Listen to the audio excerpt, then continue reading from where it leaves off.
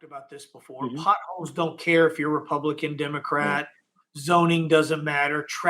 Managing traffic Mhm. doesn't matter. What matters to us are relationships. And so, Welcome to Prime Lunchtime with Brian Johnson, a monthly podcast featuring the city manager and your host, Rico Figliolini.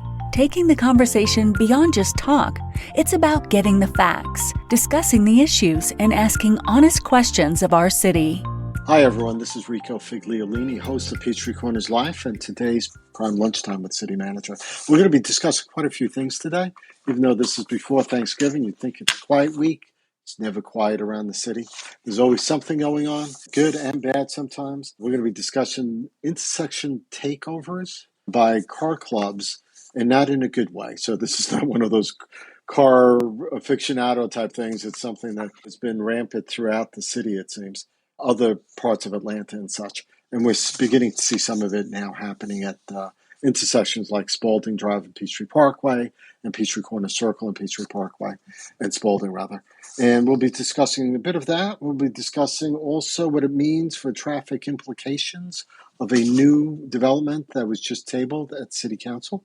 And also we'll be discussing the new political lines that have been drawn and heading towards the governor's desk for the House, Senate seat and the U.S. House of Representatives, and how that may affect the city of Peachtree Corners. So let's bring on Brian Johnson.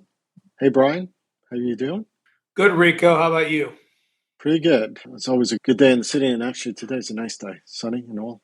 And it's Thanksgiving week, so a lot of things to be hopefully thankful for this week. Some people have families coming in. We've been fortunate that I don't think we've had bad COVID situations here in the city. We have had unemployment issues, people getting hired and not showing up sometimes, or even not enough people to work jobs that are available in the city. God, I think I saw the state of the city, and Mayor Mason said that our unemployment rate in the city is just about 3%, which is unbelievable. And there's still businesses wanting for employees. And sometimes I was at one place, I had a drive-through, and the lines were wrapped around the building because two people didn't show up to work. So, I mean, they might get jobs and then not even show up anyway.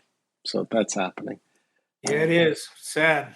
Yeah, but the good things in the city, I think our property values have risen almost 24% since 2014, 26% since 2014. So if you're a property owner, certainly that got to make you happy. So there's things like that going on.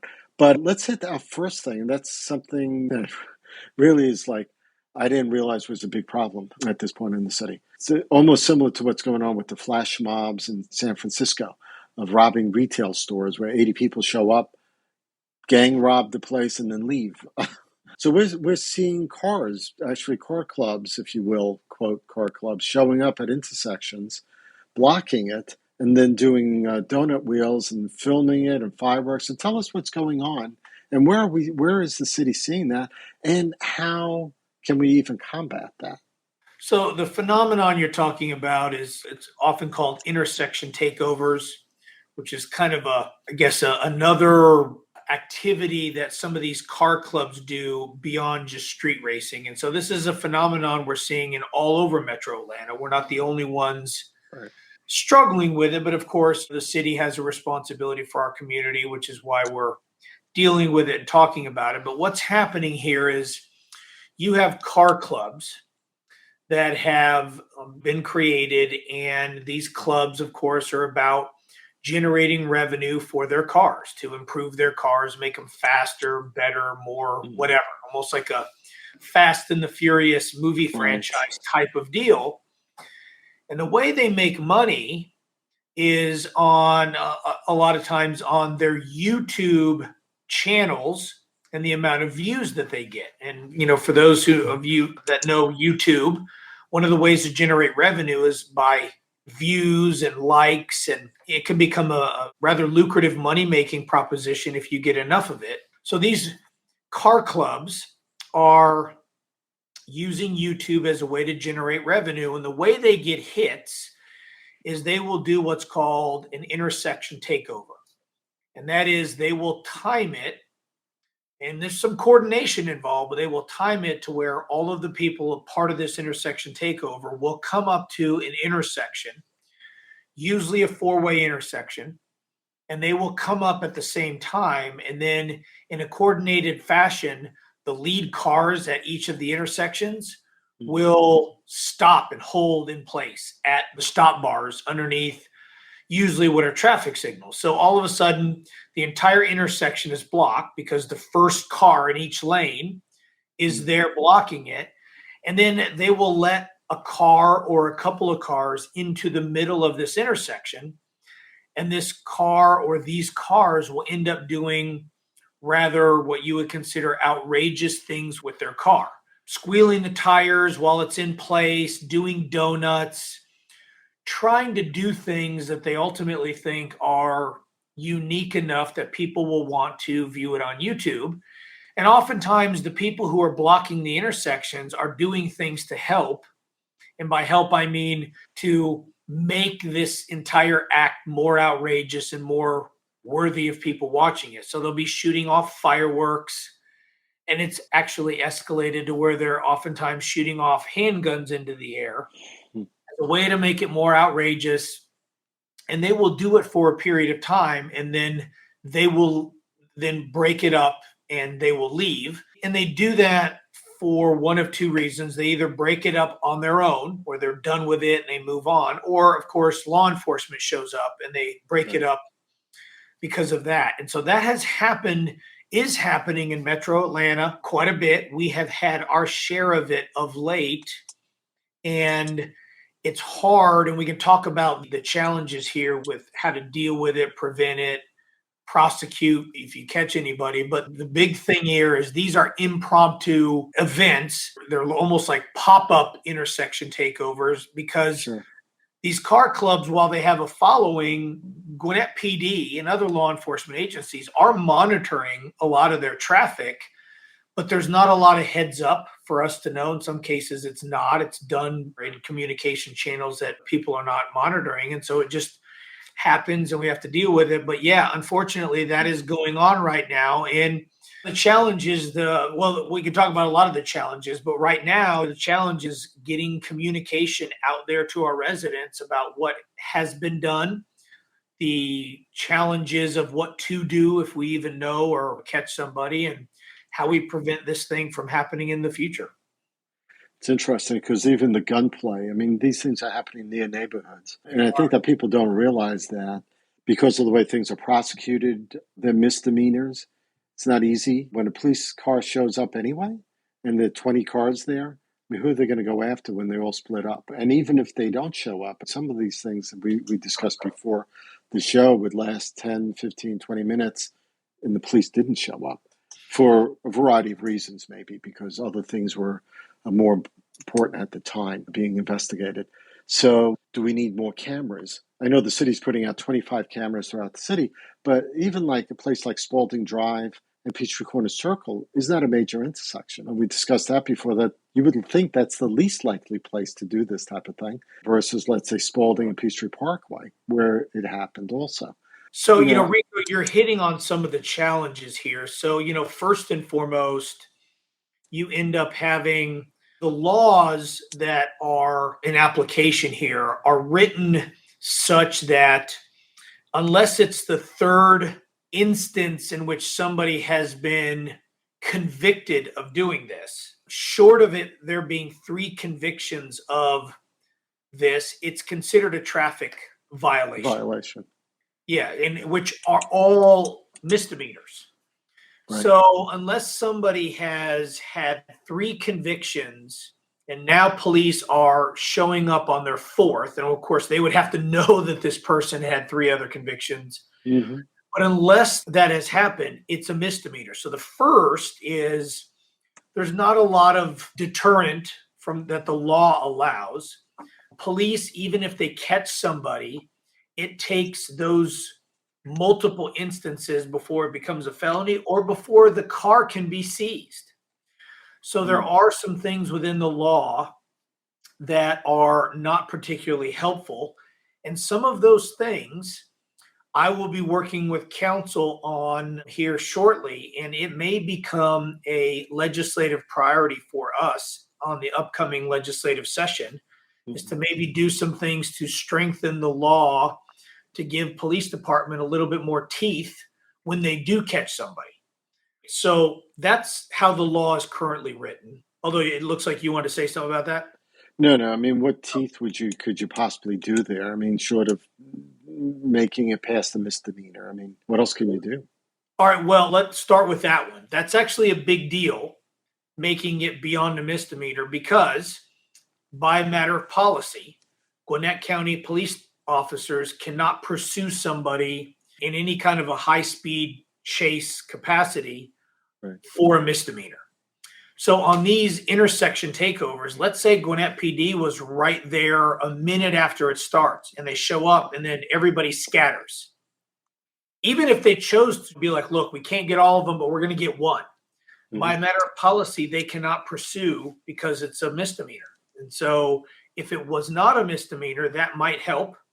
That would be one thing that the law. Two is the seizure of these vehicles that are in the commission of this type of thing. It also takes multiple instances before you can seize an asset that is the very thing that's creating a risk to public safety.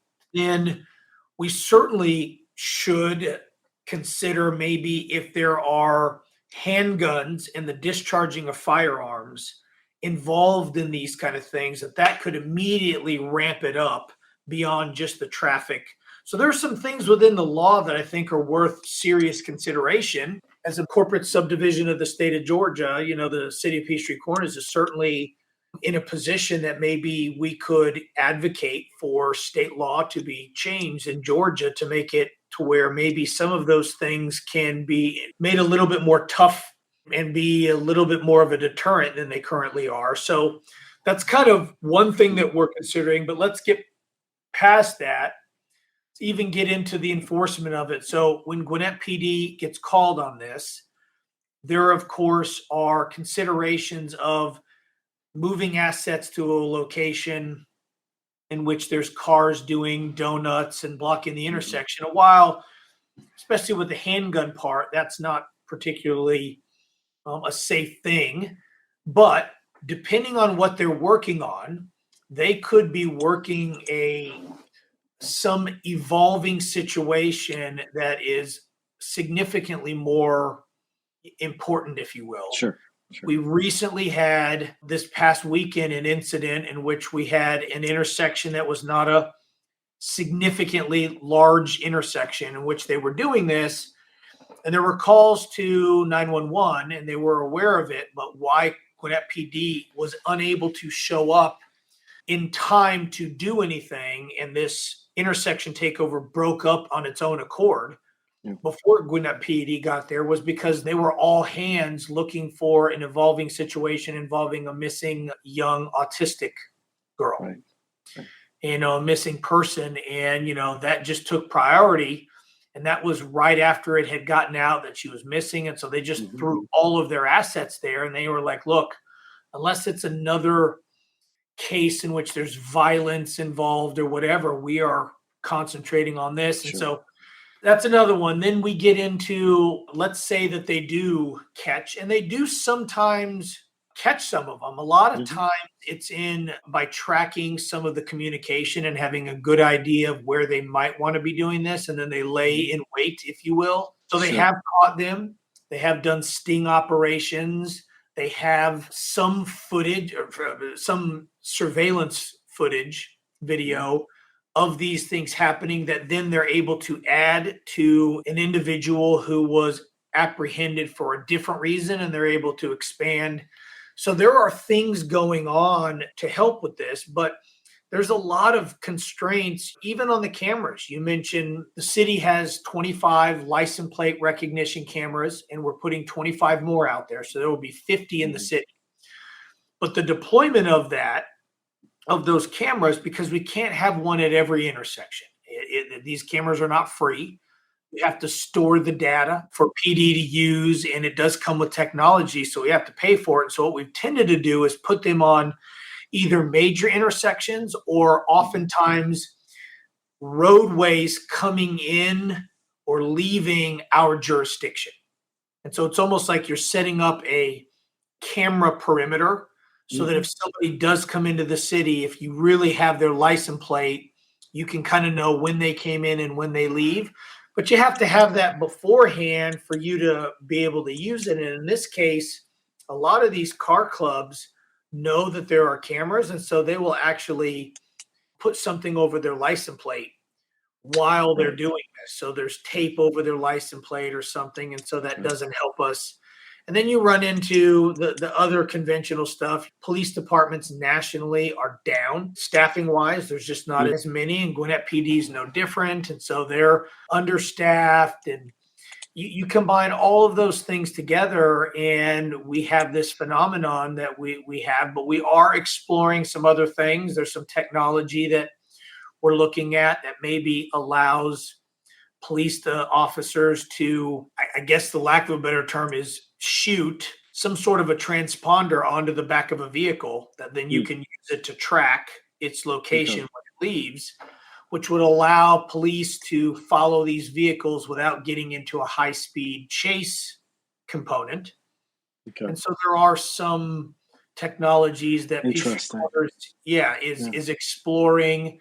We're also exploring using some additional artificial intelligence within the flock camera system, the license plate recognition system, which allows there to be the tracking of vehicles if there are unique, what to call it, marks on the vehicle, almost like, say, a tattoo on an individual might make it to where it's not just, hey, a white man at 6'3", 215 pounds. They'll be like, all right, what other marks? And that, and that would be like, it's not just a Honda Accord.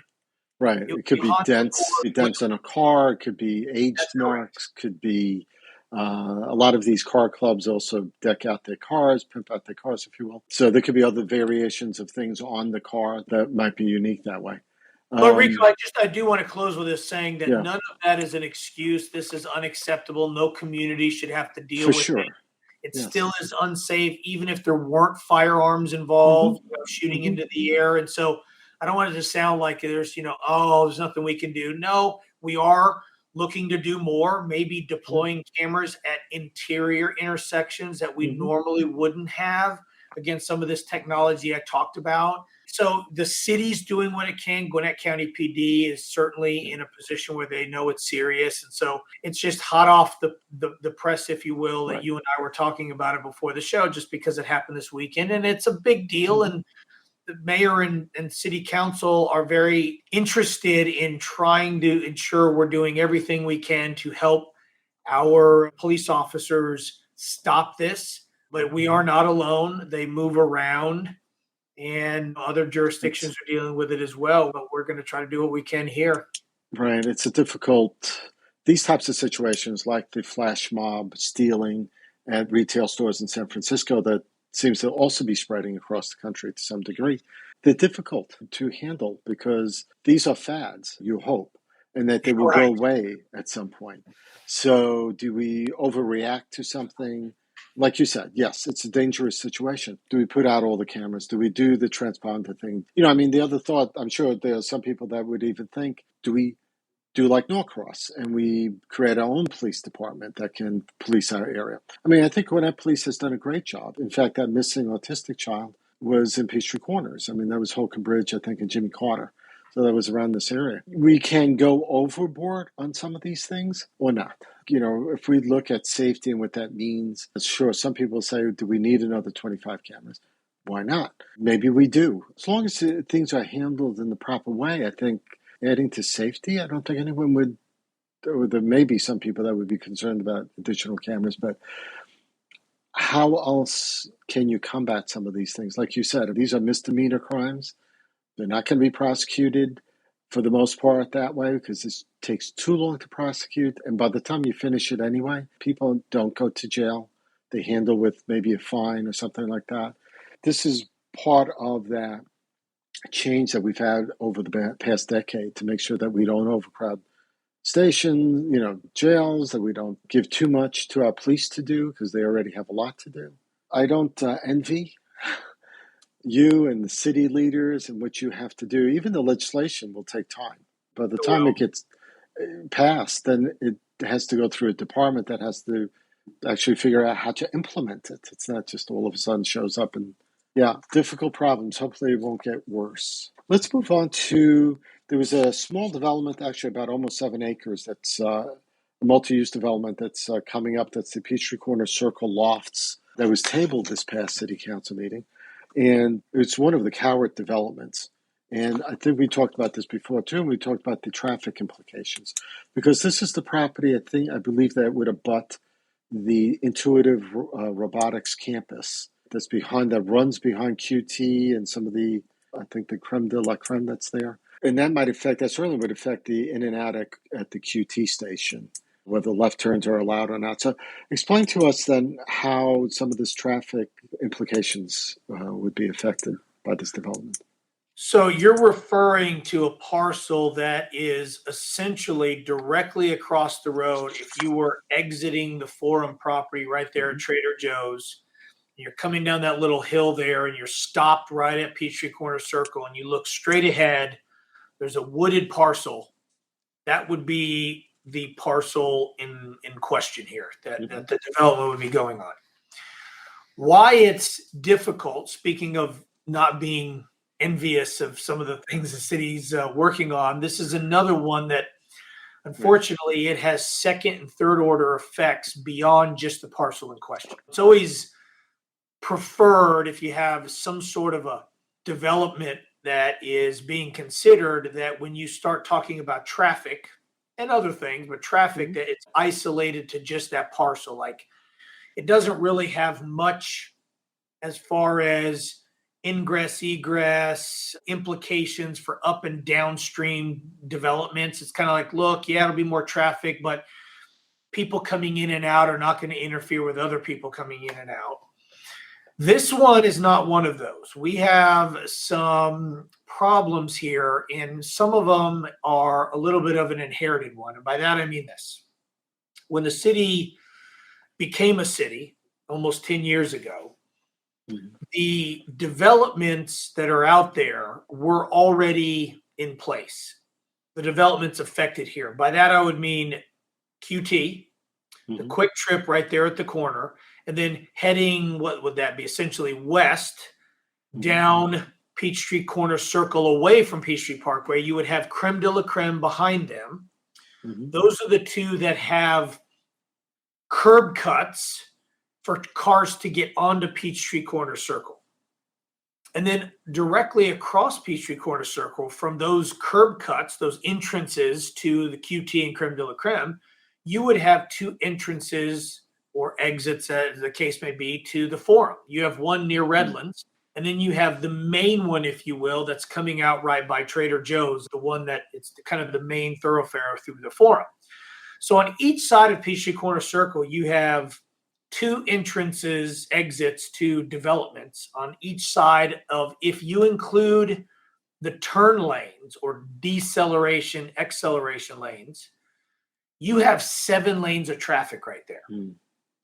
And so what we have in some cases is, and a lot of it is people leaving the quick trip want to turn left out of the quick trip onto Peachtree Corners Circle, heading, say, towards Spalding and Holcomb Bridge Road that way. So they're turning left across. It could be as much as 6 lanes of traffic to get onto the 7th lane, because some people turn left out of quick trip and they immediately want to turn right into the Forum. Right there. I've seen that. Yeah, and there's been accidents there. Probably part of it because of that.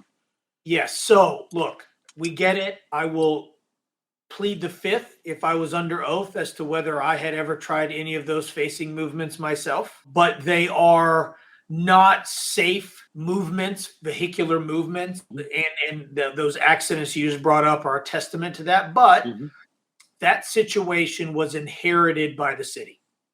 That it existed when we were a city, that had been permitted. We had nothing to do with it, meaning our fingerprints were not on it.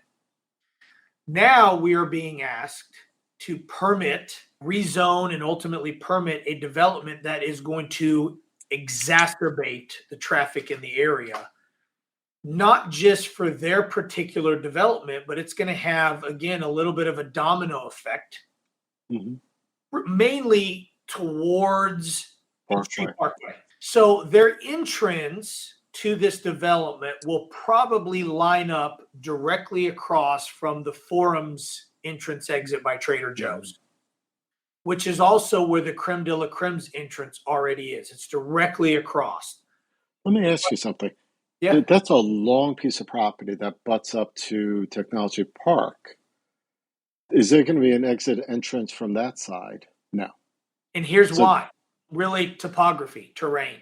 So there are two reasons why you're probably never going to see another entrance onto Peachtree Parkway, is because there are multiple creeks running through the parcel as it leaves almost like from the Peachtree Corners Circle down towards its other connection to another roadway, in this case, Peachtree Parkway. And this parcel is a long parcel that's really connecting Peachtree Parkway and Peachtree Corner Circle at a diagonal behind, what is it, Northside Gwinnett Urgent Care, and the little mini strip mall, which has Sports Clips and the shoe store and right.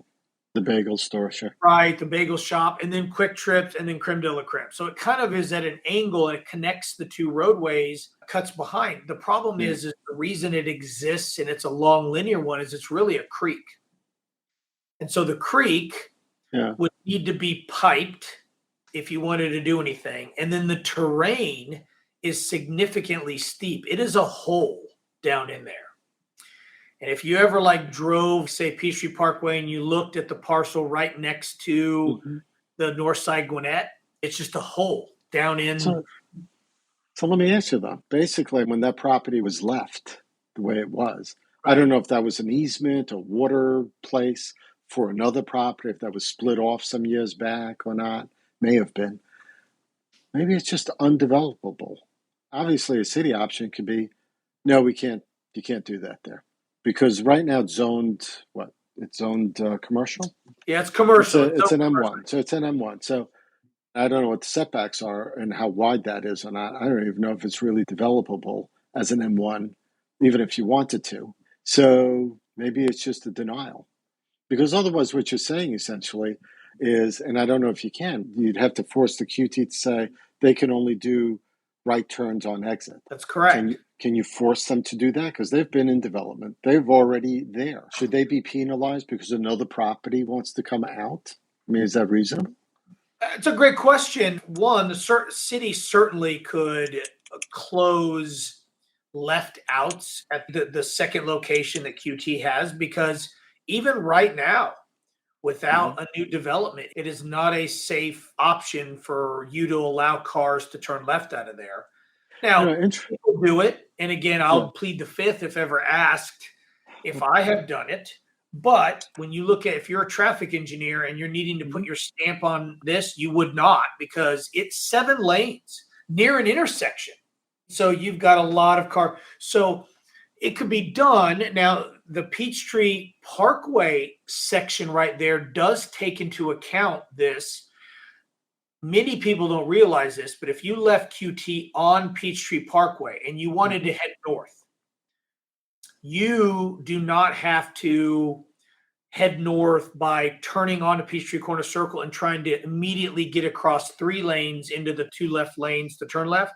What you could do is turn right on Peachtree Parkway, and shortly after you turn right, there is a dedicated U-turn aisle in the median for you to do a U-turn and then start heading back north. And so there would be accommodations made for cars to do that on Peachtree Corners Circle as well, if this was the case. But my only point to all that is this development, while everybody has a legal right to develop their property, if it can be in some regard, that doesn't mean it needs to be as dense as they want. It doesn't mean that it needs to have the use that they want. But we are considering this. And it is an M1, so it's not like they don't have a use for it. It's zoned for a use when they purchased it. It is an M1, so that is the zoning that they purchased into. And no one can say, well, I was expecting I could rezone it. There shouldn't be any expectations of that, right? I'm just saying. There shouldn't be. That doesn't mean that there isn't, but there shouldn't be. But look, so the owner submitted something for the city to consider. The use itself is not something that it appears is problematic, which is an equity residential product. The issue is the traffic and us to figure it out. And unlike before, when the city didn't have any involvement in having permitted the situation that we find ourselves with, now we are being forced to put our fingerprint on this. And we have to be careful that we either don't create a scenario that's unsafe for vehicular movement or give tacit approval for something like that by permitting ingress egress that makes the current situation even more unsafe, because nobody would claim that the current situation, turning left out of QT, is a safe vehicular movement. Nobody would. Doesn't mean people don't do it, but nobody would say, oh yeah, that's safe. There's no problem there. Yeah, no, for sure. And quite frankly, I mean, even though it's not safe, and I think we all do that when you got to make a left turn. I mean, I don't know what you're talking about, Rico. I don't know what you're talking about. It's not illegal to do that necessarily. No, it is not.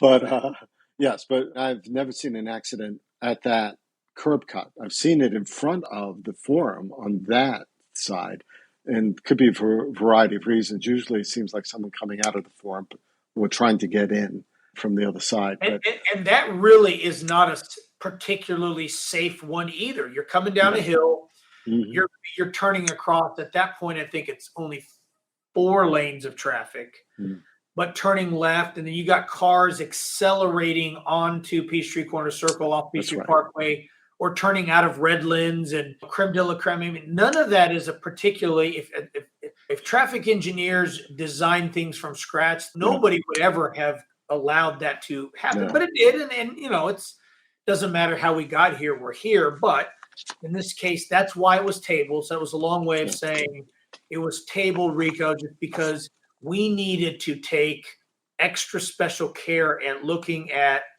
the traffic patterns and the vehicular movements if we permitted this, and what would happen. Is there a safer way to do things? And so that's why it was tabled. Cool. So this is going to come back up, I guess, in December?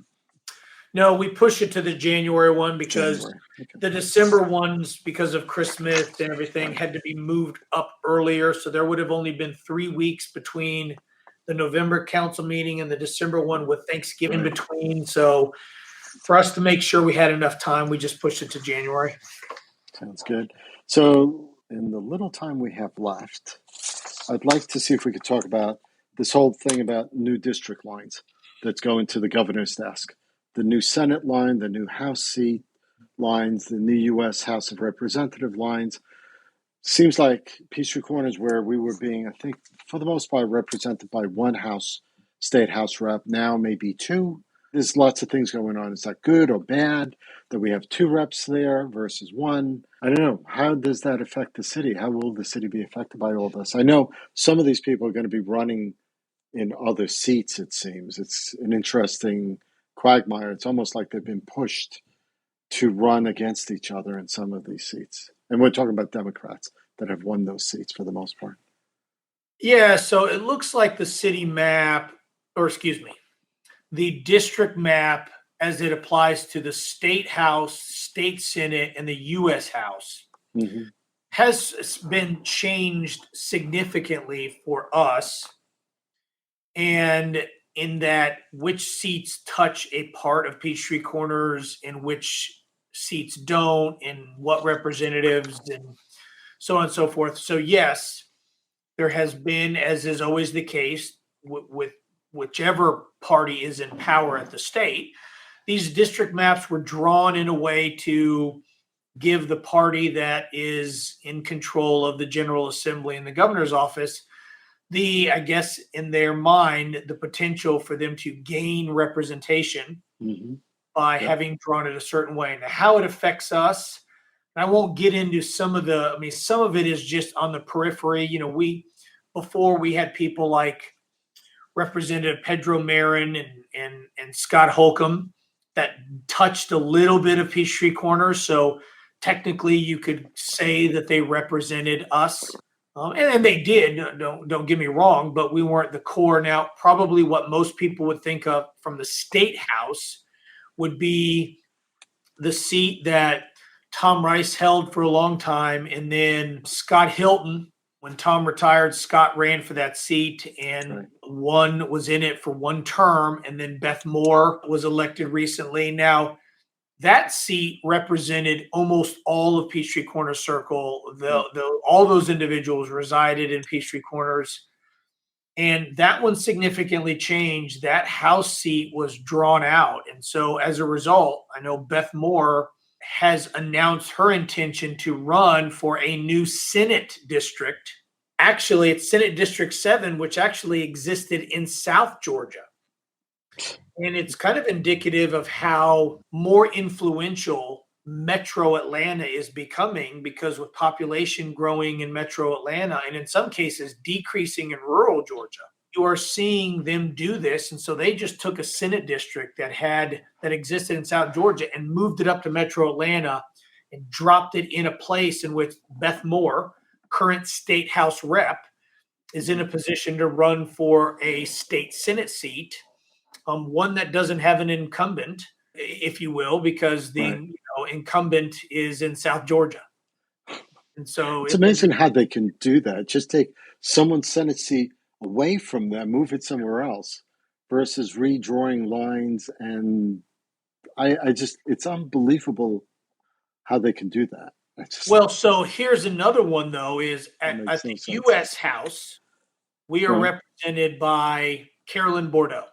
Mm-hmm. And it was also just as part of this map, a neighboring U.S. district, which was currently represented by Lucy McBath. Mm-hmm. She was drawn out her district was redrawn in such a way that it is now, at least from the registered voter standpoint, a clear Republican-leaning district. So in other words, she finds herself residing and representing a district that at the next election is going to be significantly Republican. So she had a decision to make, I guess, and that is either try to win her seat anyway, even though it's going to be leaning towards Republican, or she could run against or run for a seat in a district that is not so Republican. And my understanding is she has announced that she will then run for the seat that Carolyn Bordeaux currently holds, which is the one that represents us.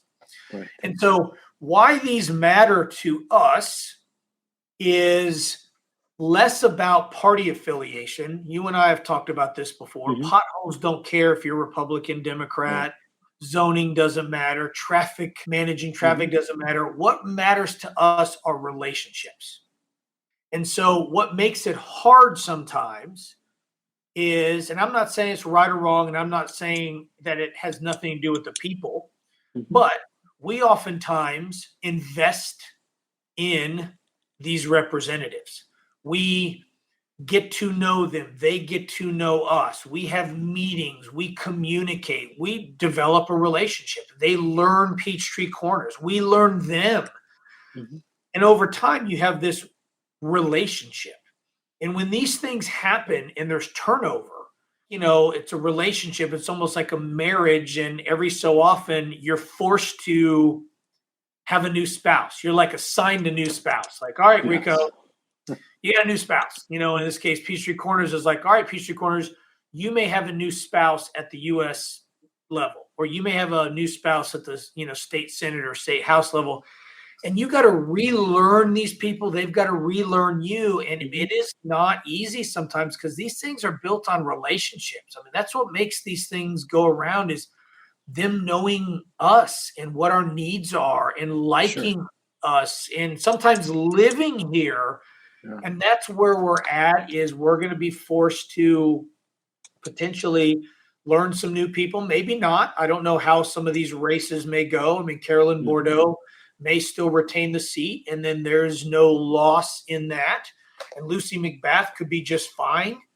She just doesn't know us right now, and we don't know her. And these districts have changed a bit also. So they they've been redrawn, even though it is Carolyn Bordeaux's district, I guess, but it's been redrawn enough so then it doesn't look the same to a degree. Correct. And so it's not like, I agree with you, it's the relationship that you're building, but also now that district also represents maybe competing aspects. So if there was a road plan, if there was technology money, if there was EV charging station money, if there were grants, now we may be competing with other cities that are newly drawn into that district that maybe would get better benefits than we would out of that. So I see it is the relationships, but also it's the dynamic of what that district now is made up of, what other cities are in there and who's going to be wanting to pull a little bit more towards them, which is which is normal. But yeah, look, Rico, I mean, even at the micro level, I mean, we have a new council member now. Joe Sawyer is a new council member, and it's about relationships. So as the individual who works for the 7 members of council, there had been a relationship with the previous incumbent, Gene Albach, that I had, and you learn what that individual likes and how they communicate or whatever, and what their pressure points are, what's important to them. And now there's a new one. It doesn't make it right or wrong. It just makes it different, and it just takes time. Yep. And, that's already started. I mean, Joe's drinking out of the fire hose of a new elected official, and we've already run him through some of the orientation. But, all of these elected officials, as things change, they've got to learn new communities, learn new people, create and foster new relationships. And it's a constantly evolving thing. That's our government. I don't know if there's a way around it, but it doesn't happen without there being extra time that you got to spend into it. For sure. And I don't think people day to day realize that when these changes happen, it is more complicated. It's not just me voting for my House rep, but it's the city now having to deal with maybe 2 House reps, 2 Senate seats, maybe a new congressman, newly drawn district that has different dynamics.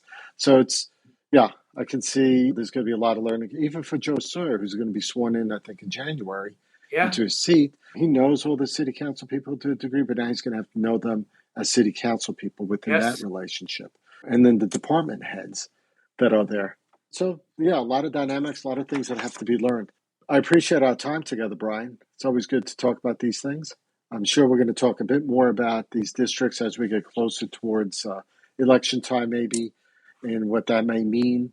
And certainly after the elections, what that means to the city. We have a bunch of things coming up, I think, in March or April.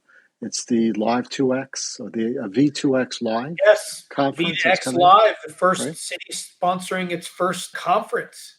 Or hosting, not just sponsoring, hosting here in Peachtree Corners, an actual conference on connected vehicles. So, we're pretty excited about that. Can't wait to see that. Can't wait to be there. Cool. So, listen, everybody, I appreciate you hanging in there with us and learning about all these things that are happening in the city. If you have any questions, certainly put them into the comments below this post or on YouTube or wherever you're finding this. And then when we get back together again, maybe next month, we'll be able to answer some of those questions as well. So thank you, Brian. Appreciate you being with me. Thanks, Rico. Take care. Have a good Thanksgiving. You too. You've been listening to Prime Lunchtime with Brian Johnson, the city manager of Peachtree Corners, Georgia, with your host, Rico Figliolini. This show is part of a family of podcasts produced by Peachtree Corners Magazine and Mighty Rockets.